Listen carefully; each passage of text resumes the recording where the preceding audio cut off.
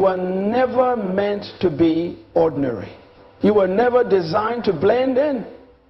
From the foundations of the world, before your parents ever met, before society could put its expectations on you, before any teacher told you what you could or couldn't do, God had already spoken over your life. He said, this one is mine. This one has purpose. This one is not common.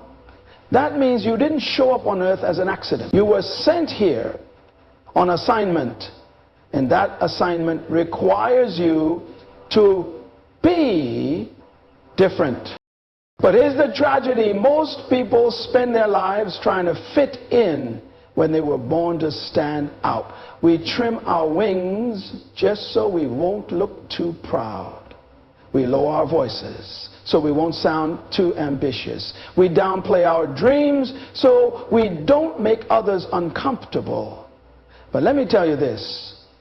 God never called you to comfort zones. He called you to conquest. Ordinary people are satisfied with survival. But extraordinary people, ego people, are driven by vision. And where there is vision, there will be separation. Not because you think you're better, not because you hate people, but because your vision won't allow you to stay in the same place. I remember growing up being told to just be practical. People would say, Miles, don't dream too big, be realistic. And I used to wonder, why do people want me to shrink? But then God revealed something to me. It's not your size that offends them. It's the reflection of their own smallness when they see you fly. There's a weight that comes with being called. You can't laugh at every joke. You can't go to every party. You can't hang around just anyone. And people will call you strange, aloof, even arrogant. But it's not arrogance, it's assignment. You can't be everywhere when your purpose is taking you somewhere. Eagles are not raised in crowds. They are discovered in silence, hidden in the nest, covered until the right time. And when that time comes, they stretch their wings, massive, royal, unapologetic, and they rise, not with noise, not with spectacle, but with certainty. That same certainty is in you. Even if it's buried under years of fear, doubt, or disappointment, it's still there. You weren't made to be average. That's why mediocrity makes you uncomfortable. That's why normal never felt right, because your spirit knows something your environment forgot. You are royalty in disguise. So let the world call you strange. Let them whisper. Let them misunderstand. But never let them define you. You were never meant to be ordinary. You were born to fly. God wanted to paint a picture of leadership, of boldness, of divine distinction. He didn't choose a lion. He didn't choose a dove. He chose the eagle. There is something about the eagle that heaven wants us to observe. It is not just a bird. It is a message, a living symbol, an embodiment of what it means to rise above limitation, distraction, and mediocrity. The eagle does. The eagle,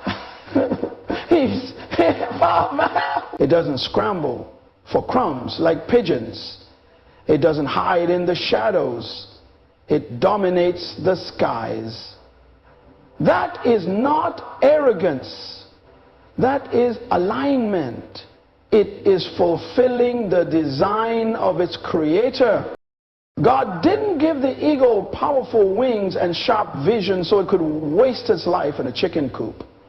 And he didn't give you the gifts, the insight, the dreams you carry just so you could bury them under the weight of people's opinions or the fear of standing alone. The eagle flies alone because it understands something deep. Altitude requires solitude. You cannot rise and remain surrounded by those who are content with the ground. You must separate, not out of pride, but out of purpose. When eagles fly, they don't look back to see who's following. They don't wait for company to validate their direction. They go where the wind calls them, where the heights demand them. And when they fly, they do so with confidence. Silent, sure, sovereign. Have you ever seen an eagle during a storm? While every other bird flees, hides, or takes cover, the eagle spreads its wings and rises into the wind, not away from the storm, but into it. Why? Because the very winds that terrify others are the winds the eagle uses to soar higher. The storm is not the enemy, it's the elevator. This is what leadership looks like. It's not loud. It's not showy. It's not always surrounded by applause. Sometimes it's just you and God and the wind. That's when true leaders are made. Eagles are also visionaries. They can see up to 5 miles ahead. That's not just biology, it's theology. God is showing us that leadership begins with sight, with vision. You cannot lead what you cannot see. And when you carry vision, like an eagle, you'll find that most people can't relate to what you're pursuing because they can't see it. Some of you are frustrated because no one understands the dream God gave you. They look at your wings and tell you to sit still. They look at your hunger for more and say, be satisfied. But hear me, don't take advice from birds who've never left the ground. You were made for greater. And deep inside, you know it. The eagle doesn't seek comfort. It seeks clarity. That's why it nests in high, remote places where it can think, prepare, and wait for the right moment. Some of you are in that place now.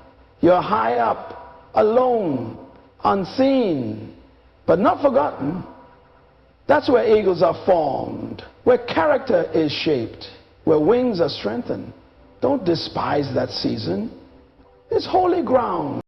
God calls you to observe the eagle, not to admire it, but to emulate it. Not to just clap at its courage, but to copy it. Let it be your mirror. Let it be your reminder that you don't need the crowd to fly. All you need is wind, wings, and will. Because you too were born to rise. We often mistake isolation for rejection. We cry out to God, why am I alone?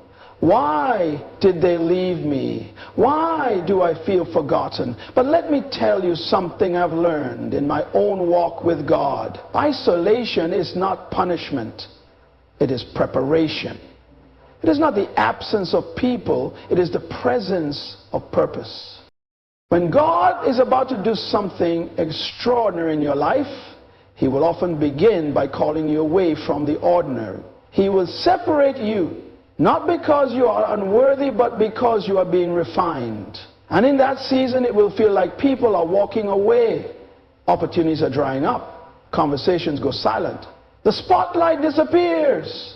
And if you're not careful, you'll interpret that silence as abandonment. But listen to me. God never prepares His vessels in public. See, He prepares them in private. Before He reveals you, He refines you. Before He sends you, He secludes you. Joseph was given a dream that one day he would lead nations. But immediately after that dream, what happened? Isolation, betrayal. He was thrown into a pit by his brothers, not because he was cursed, but because he was called. That pit wasn't rejection, it was redirection. That prison wasn't the end, it was preparation for the palace. I remember seasons in my own life where the phone didn't ring, The invitations didn't come. The crowds went there. And I used to question, Lord, what's wrong? And God whispered back to me, nothing is wrong. I'm pruning you in silence so you can carry weight in the spotlight. Some of you right now are walking through your own wilderness, your own hidden place. You feel unseen, unheard, misunderstood. But what you don't see is that heaven is working. God is building stamina in your spirit. He's deepening your roots so that when you rise, you won't collapse under the pressure of visibility. Let me warn you. If you skip the cave, you'll fail in the calling. If you avoid the wilderness, you won't survive the weight of destiny. Because the wilderness is where God strips you of performance, applause, and comparison. It's where you learn to walk by faith, not by affirmation. Where you discover that God is enough, even when no one else is. Jesus himself went into the wilderness before he worked a miracle, before the crowds followed him, before the power flowed. And he didn't go with disciples. He didn't go with a team. He went alone. Because some battles, some revelations, and some callings can only be birthed in isolation. You see, isolation doesn't mean you've been forgotten. It means you've been trusted. God isolates what he intends to elevate. The oil isn't poured in the crowd. It's found in the crushing, behind closed doors, when no one sees you but God. Don't rush out of this season. Don't try to fill the silence with noise. Don't be so eager for exposure that you abandon your becoming. The deeper God works in you in secret, the higher he can elevate you in purpose. So if you're feeling alone today, let me tell you, you're not lost. You're being processed. And every great eagle knows, before you can soar, you must sit alone on the cliff's edge and feel the wind, because you are not being rejected, you are being readied.